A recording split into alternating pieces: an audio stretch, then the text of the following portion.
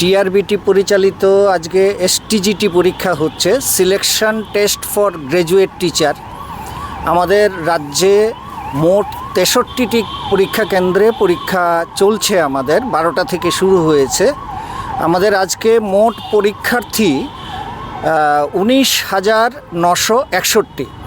এখন গতকালকে পর্যন্ত আমাদের কাছে খবর ছিল যে 19,965 জন পরীক্ষার্থী, কিন্তু আজকে আমরা জানতে পারলাম যে 4 জন পরীক্ষার্থী তারা ডাবল ফর্ম ফিল আপ করেছিল, সেই জন্য 2টো করে অ্যাডমিট কার্ড জেনারেট হয়েছে, কিন্তু ফাইনাল ক্যান্ডিডেটের ফিগারটা হচ্ছে 19,961 জন আমাদের পরীক্ষা দিচ্ছে। আজকে পরীক্ষা কেন্দ্র 63টা, 12টায় সবকটা কেন্দ্রে পরীক্ষা শুরু হয়েছে।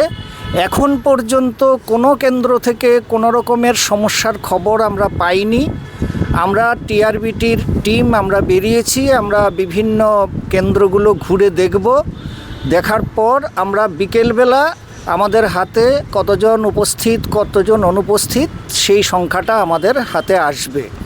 আমাদের পরীক্ষা চলবে 2:30 পর্যন্ত, কিন্তু যারা পিএইচ ক্যান্ডিডেট তাদের জন্য অতিরিক্ত 50 মিনিট সময় থাকবে।